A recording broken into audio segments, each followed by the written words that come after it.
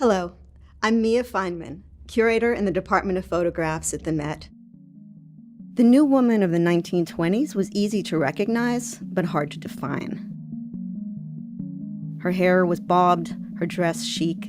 This figure was everywhere, on the pages of magazines and on the silver screen. Embodied by celebrities like Louise Brooks or Josephine Baker, she was modern, independent, stylish, creative, and confident. The feminist ideal of the new woman emerged at the end of the 19th century and spread globally during the first half of the 20th century. Now, the figure of the new woman meant different things in different parts of the world, but what they all had in common was a desire for independence, for self-determination, and the freedom to pursue a professional life beyond that of wife and mother. This exhibition highlights the diverse new women who took up the camera and made significant advances in a number of different genres. Avant-garde experimentation and commercial studio practice. They did social documentary and photojournalism. Some of them did ethnography projects, as well as the photography of sports, dance, and fashion. Women had always participated in photography throughout the 19th and beginning of the 20th centuries. But it wasn't until the 1920s, after World War I, that they really entered the field in force. This was due to a variety of factors: the rise of mass communications, better access to training, and increasing acceptance of women in the workplace. For women during this period, the camera was really a means of independence and self-determination. It allowed them to create images from their own perspective, and it also allowed them to create a source of income to support themselves financially. The exhibition explores the period from the 1920s through the 1950s. This period was not only important culturally for the rise of women's rights and women's participation in public life, it was also the era of modern photography, when artistic photography and photojournalism really flourished. What makes this exhibition new and groundbreaking is that it looks at this period in a global context. The ultimate aim of the show is not merely to insert new names into the canon, but to complicate and enrich our understanding of modernity. The show offers a more inclusive version of the history of photography. It's a version that's more nuanced and hopefully will be more inspiring to future generations. As Oscar Wilde once said, the one duty we owe to history is to rewrite it.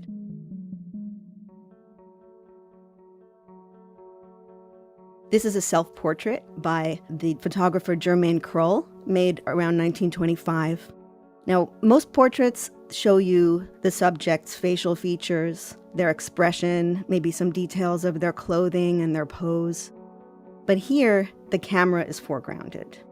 It's a radical new way of thinking about a self-portrait. Instead of showing us what she looks like, it shows us what she does. It shows us her vocation. The picture also focuses on her hands and the lit cigarette between her fingers. Now, during this period, smoking was a symbol of liberation for women. It was considered to be a masculine and sometimes dirty and unhealthy habit, and women were not supposed to do it. So there's another way that she's depicting herself as a modern woman who is going to break through boundaries and limitations. This portrait of the Japanese photographer Tsuniko Sasamoto shows her at work, holding the camera up to her face, and she is really the embodiment of a modern new woman. We see her from a low angle in front of the sleek facade of an international-style building. She's dressed in Western clothes at a time when many women in Japan were still wearing traditional kimono. Ironically, she later said that one of the most difficult obstacles she confronted as a photographer was that she was required to wear skirts and high heels when she worked. Sasamoto began working as a freelance photographer in Tokyo after World War II and went on to become one of Japan's first female photojournalists at a time when the field was completely male-dominated. Here we see a busy street scene in a corner of Tokyo. In the background is a post exchange, or PX, which provided goods to U.S. troops and came to symbolize the American influence in Japan after World War II. We also see a young woman dressed in Western clothes, which were becoming more popular in Japan after the austerity of the war years. So it's a picture that really encapsulates what was happening in Japanese culture at the time. At 106 years old, Sasamoto is the only photographer in the exhibition who's still living today. In 1917, Lucy Schwab assumed the gender-ambiguous name Claude Cahun and began living with Marcel Moore, born Suzanne Malherbe.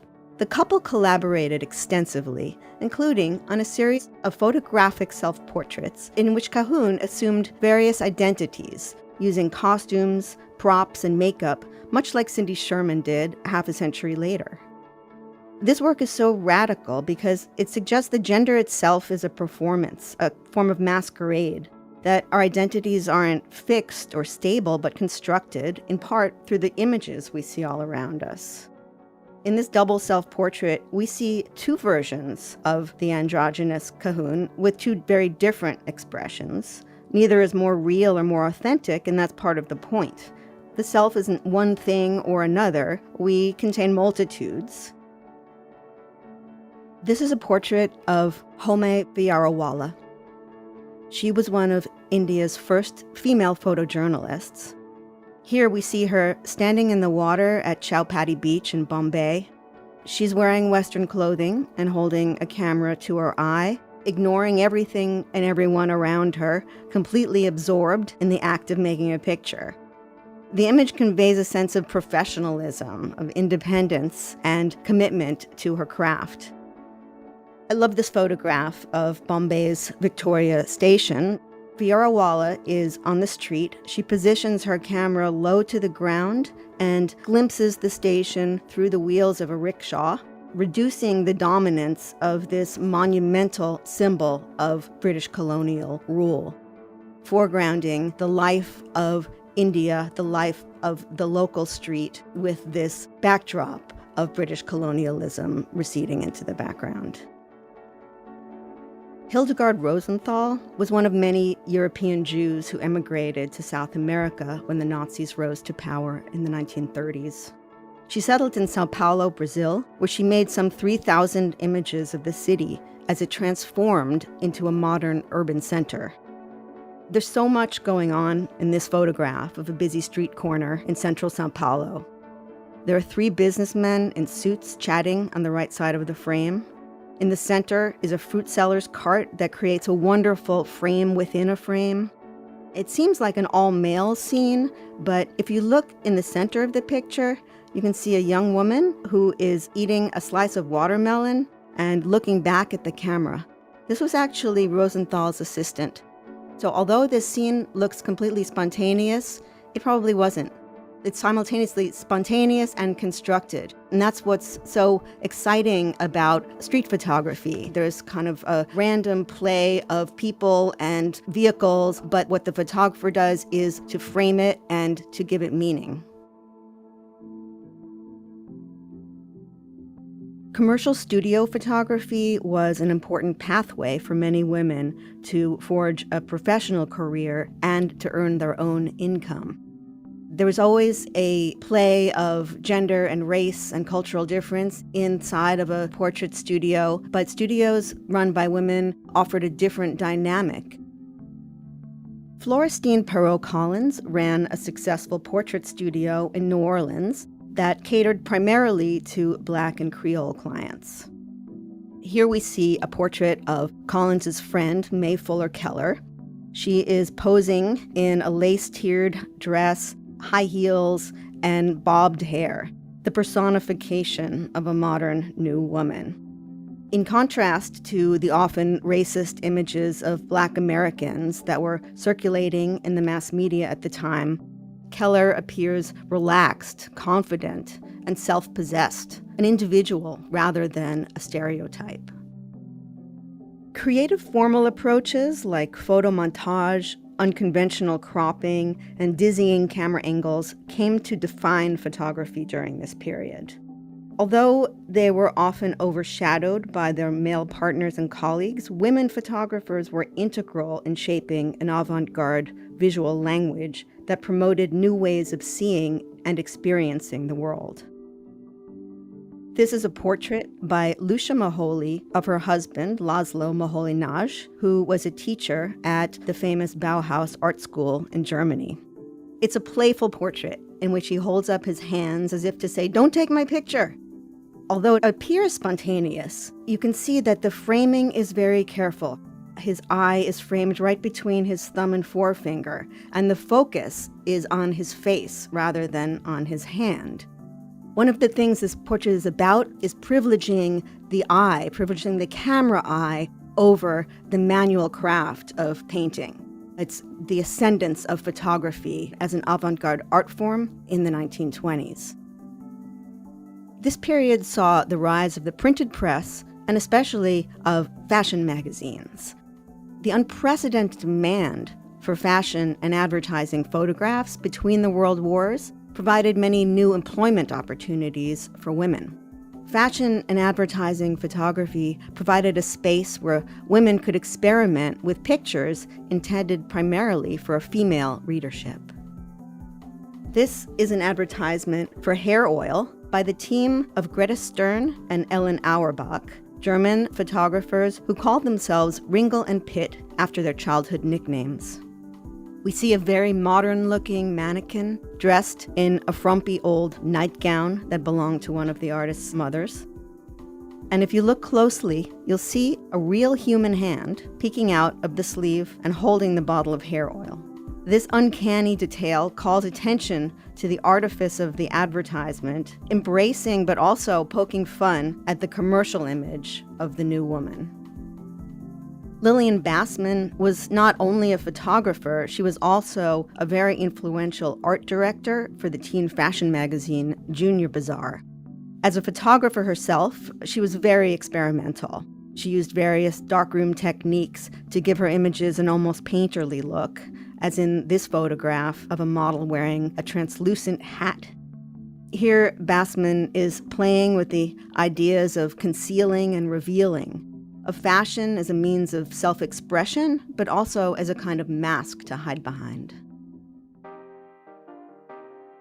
What's great about the photographs collected here is that we're looking at images of women by women.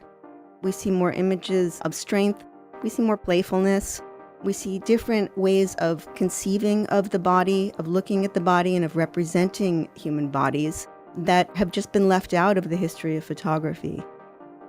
Charlotte Rudolph was a pioneering photographer of dance who opened her own photography studio in 1924.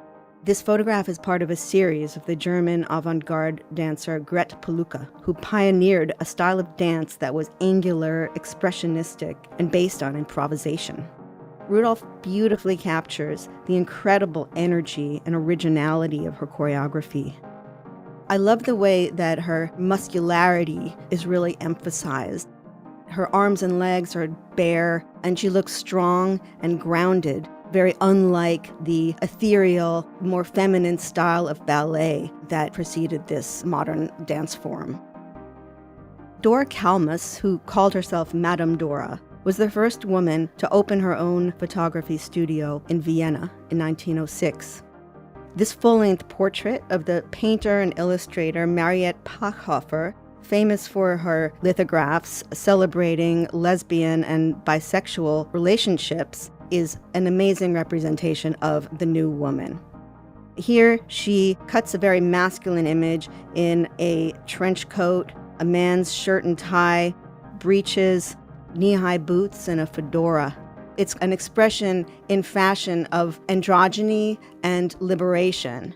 She lived her life that way, and that is the representation that she collaborated on with Madame Dora in the studio. During this period, many women traveled extensively for the first time and took photographs that documented their experiences abroad in Africa, China, Afghanistan, and elsewhere. while others engaged in more formal ethnographic projects. When women were doing ethnographic projects, they often had access to domains that were off limits to their male counterparts and were often able to create intimate portraits that male photographers would not have been able to make. Gender may have afforded these women a special connection to certain communities, but it didn't exempt them from producing sometimes stereotypical views, especially photographers from Europe and the United States traveling to other places. And sometimes these views reinforced hierarchical concepts of race and ethnocentrism. Marjorie Content started photographing Native American tribes of the Southwest for the United States Bureau of Indian Affairs in 1933. This portrait of a Taos Pueblo dancer, Adam Trujillo, with his young son, is beautifully composed and shows Content's interest in capturing her subjects as individuals and not only as ethnographic types or representatives. The 1930s was a time of global economic crisis and growing political and social unrest. Whether they were working for government agencies or independently, women contributed to the visual record of the Depression and the events leading up to World War II. From images of bread lines and worker demonstrations to forced migration and internment, women photographers helped to expose dire conditions and shaped what would become known as social documentary photography. Dorothea Lang was a renowned documentary photographer, most well known for her work with the Farm Security Administration in the 1930s. Following Japan's attack on Pearl Harbor in December 1941, President Franklin Roosevelt established the War Relocation Authority, sending some 120,000 Japanese Americans to military internment centers. Lang was employed by this agency to document its procedures, but she quickly found herself at odds with the government's actions.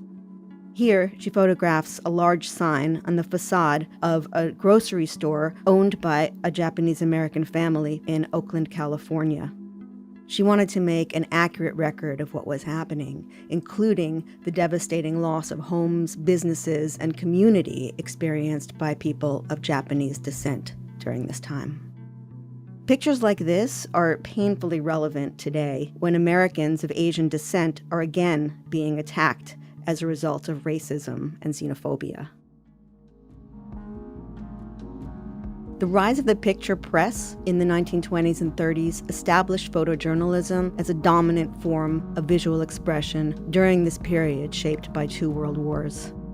Women photographers captured a view of worldwide economic depression, struggles for decolonization in Africa, and the rise of fascism and communism in Europe and the Soviet Union. They often received the soft assignments of photographing women and children, families, and the home front, but some women risked their lives close to the front lines.